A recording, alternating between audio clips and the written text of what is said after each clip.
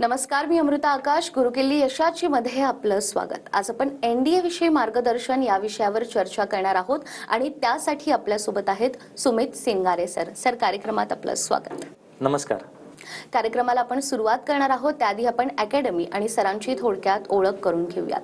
1729 आचार्य academy private limited ही JEE, नीट, MHT, CET, NDA या स्पर्धा परीक्षांसाठी विद्यार्थ्यांची तयारी करून घेते. तसंच 7वी ते 12वी इंटिग्रेटेड अँड फाउंडेशन बॅचेस देखील या ठिकाणी घेतले जातात. त्यांच्या शाखा या पुण्यामध्ये वाकड, बालेवाडी तसंच बारामती येथे आहेत. सुमित सिंगारे सर हे 1729 आचार्य अकॅडमी प्रायव्हेट लिमिटेडचे सहसंस्थापक आणि संचालक आहेत. सुमित सरांनी कॉलेज ऑफ इंजिनिअरिंग पुणे येथून बीटेक केलंय आणि त्यानंतर IIM अहमदाबाद येथून MBA देखील केलंय.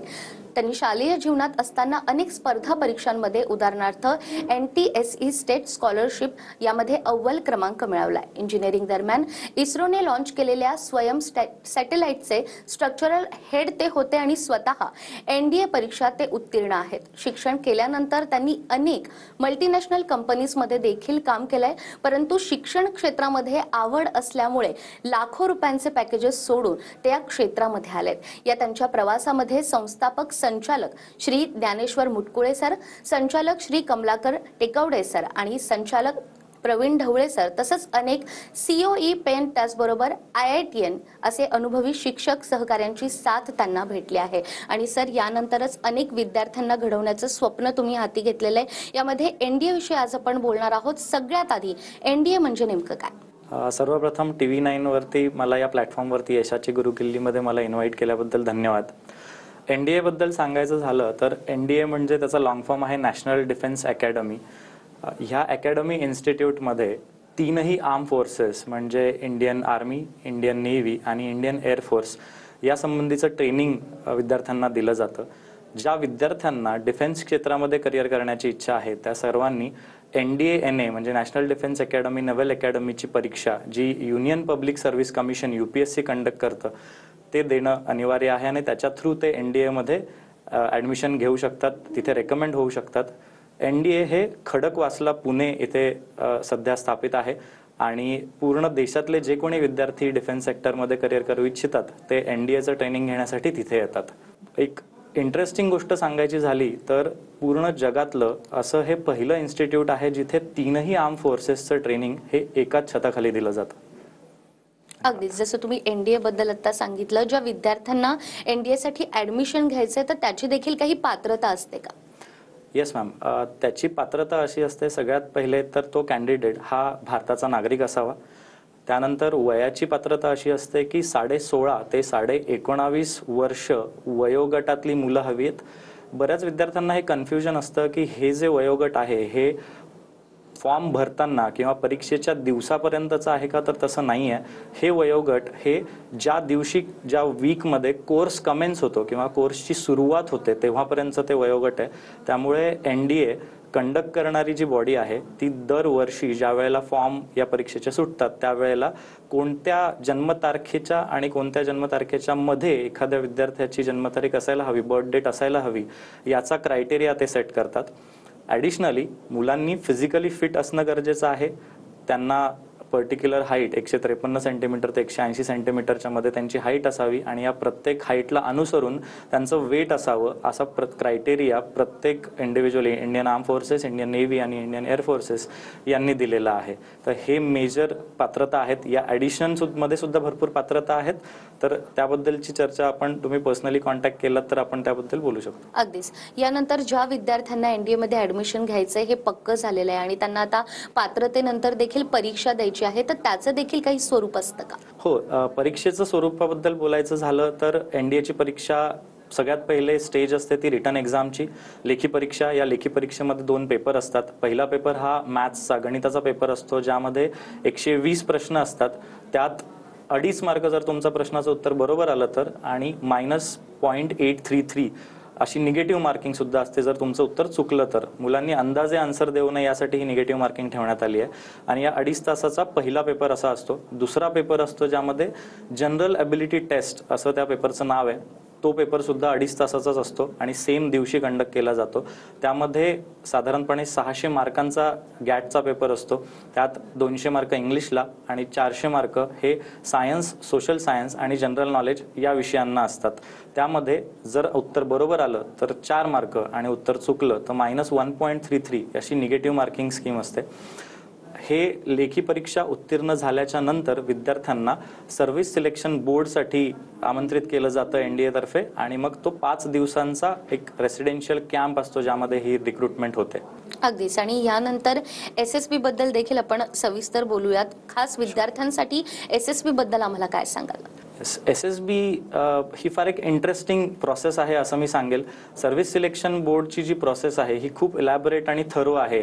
या प्रोसेसमध्ये त्याची जी प्रेरणा आहे असं म्हणतात की ती भगवद्गीतातनं मनसा वाचा कर्मना या बेसिसवरती त्यांनी ही पूर्ण प्रोसेस डिझाईन केली आहे.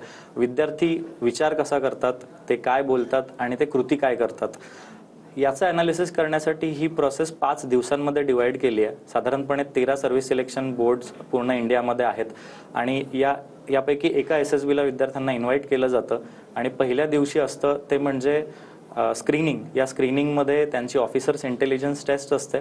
त्यानंतर त्यांना एक picture perception and description test असते, म्हणजे त्यांना एक चित्र दाखवलं जातं आणि त्या चित्रावरती बेस 4 मिनिटामध्ये त्यांना एक स्टोरी लिहायची असते.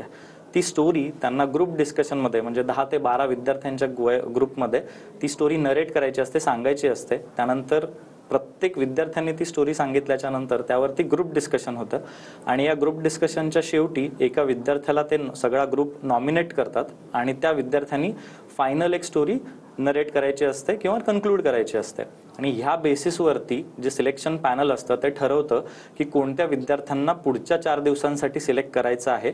त्याला स्क्रीनिंग क्लिअर होणं असं म्हणतात आणि मग पुढच्या 4 दिवसांना ते कॉन्फरन्स म्हणतात की ज्यामध्ये दुसऱ्या दिवशी सायकोलॉजिकल टेस्ट असते, ज्यामध्ये तुम्हाला तुमचा पर्सनल इंटरव्ह्यू असतो.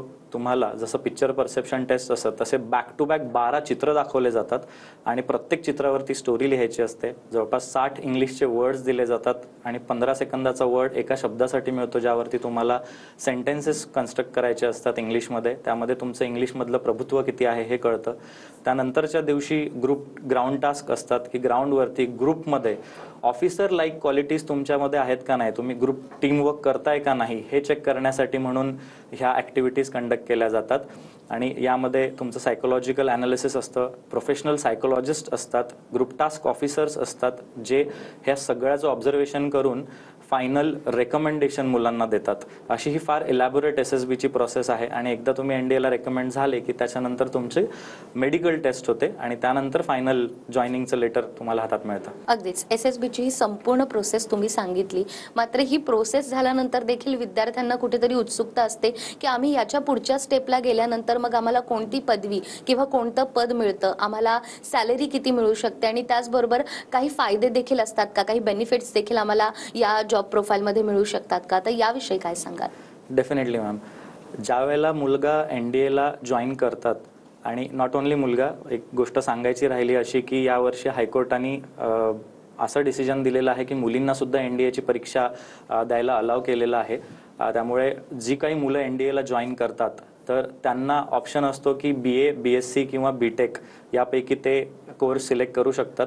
मेनली आर्मीसाठी BA किंवा BSc आणि नेव्ही आणि एअरफोर्ससाठी BTech हे कोर्सेस ठरलेले आहेत. आणि 3 वर्षाचा कोर्स झाल्याच्या नंतर 4थ्या वर्षापासून त्यांना स्टायपेंड मिळायला चालू होतं, जे अराउंड 56,000 रुपीज असतात पर मंथ.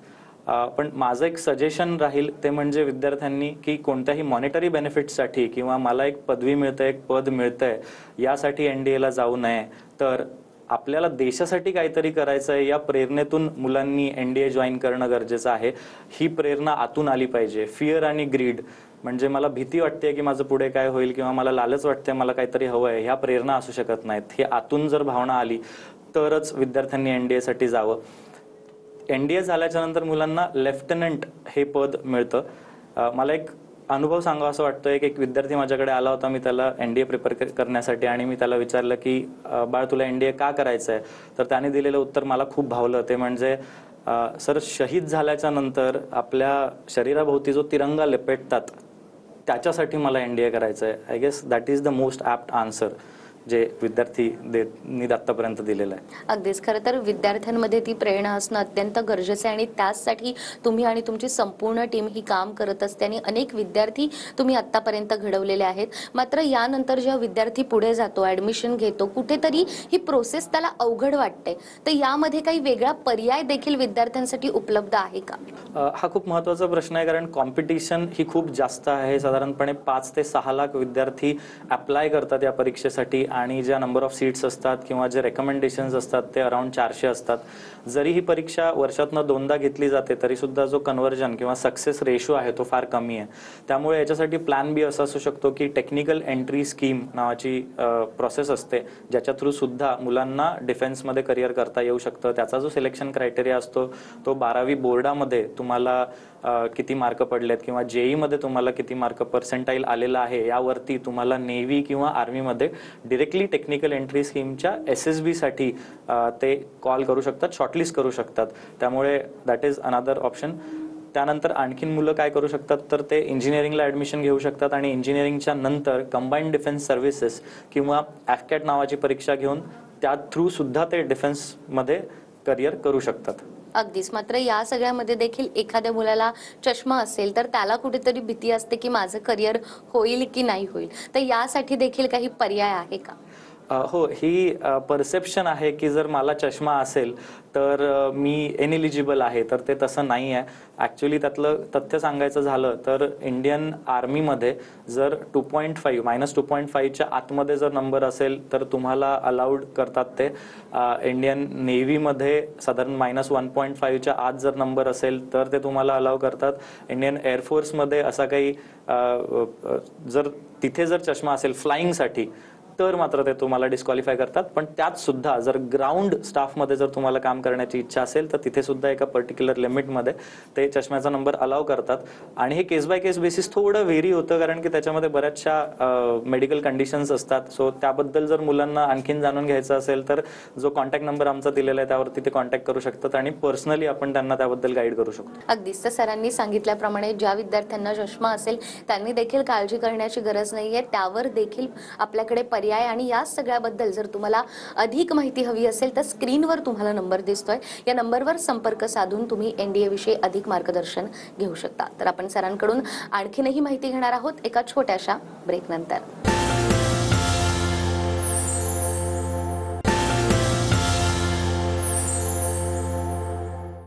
ब्रेक नंतर पुन्हा एकदा गुरुकिल्ली यशाची मध्ये आपलं स्वागत.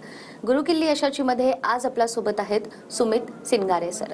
सर, ब्रेकवर जाण्यापूर्वी जसं तुम्ही सांगितलं की NDAची तयारी नेमकी विद्यार्थी कशा पद्धतीनं करू शकतो आणि त्यासाठी कोणकोणत्या गोष्टी लागतात, पुन्हा एकदा विद्यार्थ्यांना जर परीक्षा द्यायची असेल तर ते परीक्षेची तयारी कधीपासून त्यांनी सुरू करायला हवी आणि कुठे ती तयारी त्यांनी करायला हवी? आता जसं मी आधी सांगितलं की कॉम्पिटिशन खूप जास्त आहे, त्यामुळे जेवढ्या लवकर आपण यासाठी तयारी करायला सुरुवात करू शकू तेवढा विद्यार्थ्यांना फायदा होणार आणि तेवढा त्यांचा त्रास कमी होणार. तर साधारणपणे 8वीपासून आचार्य अकॅडमीमध्ये NDAसाठी विद्यार्थ्यांची तयारी करून घेतल्या जाते. त्यासाठी फाउंडेशन कोर्स डिझाईन केले आहेत, ज्यामुळे मुलांचा पाया जर पक्का असेल तर त्याचा फायदा मुलांना पुढे 11वी-12वीच्या प्रिपरेशनसाठी होऊ शकतो. आणि 11वी-12वीच्या मध्ये ज्यावेळेला मुलं प्रिपेअर करतात त्यावेळेला मुलांसाठी काही सजेशन्स मला द्यावेसे वाटत आहेत. जसं की इंग्लिश हा 200 मार्काचा विषय याच्यामध्ये आहे, तर मुलांनी अभ्यास कसा करावा, तर मुलांनी साधारणपणे लो फ्रिक्वेन्सी किंवा इंग्रजीमध्ये कमी वापरात असणारे शब्द किंवा मध्यम वापरात असणारे शब्द हे 2 ते 2,500 शब्द पाठ करायला हवेत. तर त्यासाठी आचार्य अकॅडमीमध्ये त्यांचे एक फ्लॅश कार्ड्स बनवून आपण त्यांची तशी तयारी आपण करून घेत असतो. आम्ही एक मध्ये प्रयोग केला होता, तर त्याबद्दलही मला सांगायला आवडेल की मी माझ्या विद्यार्थ्यांना काय केलं, NDAचा एक मॅथ्सचा पेपर दिला जो मागच्या वर्षीचा झालेला पेपर होता आणि त्यांना मी इन्व्हाइट केलं की हा 2.5 तासात पेपर तुम्हाला सॉल्व्ह करायचा आहे. आणि त्यात एक ट्विस्ट ॲड केला, ते म्हणजे मी त्यांना त्या सगळ्या प्रश्नांची उत्तरं पण दिली आणि त्याचे सोल्युशन्स पण दिले. फक्त अट अशी होती की जर तुमचं एखादं उत्तर बरोबर असेल तर मी प्रश्न विचारल्याच्या नंतर तो तुम्हाला सॉल्व्ह करता आला पाहिजे. म्हणजे करायचं त्यांनी असं होतं की सॉल्व्ह करत असताना जर नाही आलं तर सोल्युशन बघायचं, समजून घ्यायचं आणि नंतर ते सॉल्व्ह करता आलं पाहिजे न बघता. पण असं असून सुद्धा बऱ्याचशा विद्यार्थ्यांना चांगले मार्क पडले नाही. तर त्याचं कारण असं होतं ते म्हणजे की NDA मध्ये ज्यावेळेला आपल्याला पेपर द्यायचा असतो ना त्यावेळेला आपल्याला गनिमिकावा करायला लागतो. त्यासाठी शॉर्ट टिप्स आणि ट्रिक्स महत्त्वाचे असतात. तर हे टिप्स आणि ट्रिक्स शिकवण्याचं काम आपण आचार्य अकॅडमीमध्ये करतो आणि हे जेवढ्या लवकर याची सुरुवात होईल तेवढ्या लवकर मुलांना ते कळू शकतं, मुलांना कसं ते क्रॅक करायचं आहे याच्याबद्दलच्या फंडामेंटल्स आणि ट्रिक्स कळू शकतात. अगदीच. नुकताच 12वीचा देखील निकाल लागला आणि 12वी झाल्यानंतर विद्यार्थ्यांना आणि पालकांना असाही प्रश्न असतो की आता पुढे काय करायचं. तर जे विद्यार्थी आणि पालक त्यांना NDA मध्ये पुढे जायचंय आणि पुढे त्याच्यात करिअर करायचंय, तर अशा विद्यार्थ्यांना देखील तुम्ही काय सांगाल? Definitely ma'am. सो 12वी अपिअरिंग किंवा 12वी झालेले विद्यार्थी NDAचा अटेम्प्ट देऊ शकतात. असं नेसेसरी नाही आहे की मी एकच अटेम्प्ट देऊ शकतो, तुम्ही मोर दॅन वन अटेम्प्ट देऊ शकता. जोपर्यंत तुमची एज लिमिट क्रॉस होत नाही आहे तोपर्यंत तुम्ही अटेम्प्ट देऊ शकता. सो एक थंब रूल सांगतो, जे विद्यार्थी आता 12वी मध्ये शिकतायत तर ते सप्टेंबर 2023चा अटेम्प्ट देऊ शकतात. पण आता फॉर्म भरण्याची लास्ट डेट संपलेली आहे, सो काळजी करण्याची गरज नाही आहे. एप्रिल 2024चा अटेम्प्ट ही विद्यार्थी देऊ शकतात आणि ज्यांची 12वी झालेली आहे ते सुद्धा हा अटेम्प्ट देऊ शकतात. सो तुमच्यासाठी थंब रूल हा आहे की जर कोर्स चालू होण्याच्या वेळेला तुमचं वय जर 19.5 वर्षाच्या आतमध्ये असेल तर तुम्ही जेवढे अटेम्प्ट आहेत, कारण काही विद्यार्थी हे वयानुसार 3, 4 अगदी 5 अटेम्प्ट सुद्धा देऊ शकतात. आणि टेक्निकल एंट्रीचे फॉर्म सुद्धा 12वी आता ज्यांचं कंप्लीट झालेलं आहे आणि ज्यांना 12वी बोर्डामध्ये 60-70% वरती मार्क्स आहेत, JEE मध्ये चांगले पर्सेंटाईल आहेत, ते टेक्निकल एंट्री स्कीमचे फॉर्म भरू शकतात आणि त्या थ्रू SSB ला डिरेक्टली त्यांना इन्व्हिटेशन येऊ शकतं. अगदीच. आणि आपल्या अकॅडमीच्या मार्फत आतापर्यंत अनेक असे विद्यार्थी आहेत ज्यांनी NDA मध्ये करिअर देखील केलंय. मात्र महाराष्ट्राच्या कानाकोपऱ्यातून जेव्हा विद्यार्थी आपल्याकडे येतात तेव्हा प्रश्न असतो त्यांच्या राहण्याचा. तर बारामतीमध्ये आपली जी निवासी शाळा आहे त्याविषयी देखील आम्हाला काय सांगाल? मला सांगायला खूप अभिमान वाटतो की आमचे 3 विद्यार्थी देश पातळीवरती त्यांनी रँक आणलेले आहेत. So all India rank 3 Advait Bhosale, all India rank 6 Prajwal Raut आणि all India rank 22 Chaitanya Awale हे विद्यार्थी NDA मध्ये आणि TES या एक्झाम्समध्ये उत्तीर्ण झालेले आहेत. आणि पूर्ण आचार्य अकॅडमीचं शिक्षकवृंद ज्यांनी त्यांना शिकवलं त्यांचं मला या ठिकाणी अभिनंदन करावं वाटतं.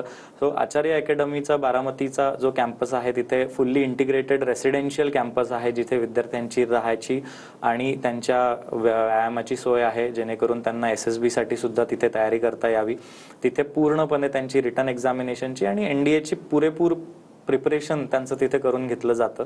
आणि 8वी पासूनच हे प्रिपरेशन आपण करून घेतो, जेणेकरून 8वी ते 12वीच्या पूर्ण 5 वर्षाचा एक इंटिग्रेटेड कोर्स इथे आम्ही डिझाईन केला आहे, ज्यामध्ये विद्यार्थी आल्याच्या नंतर आम्हाला त्यांच्यासोबत जास्त वेळ मिळतो आणि त्यामुळे रिझल्ट चांगला देता यावा याची एक शाश्वती देता येते.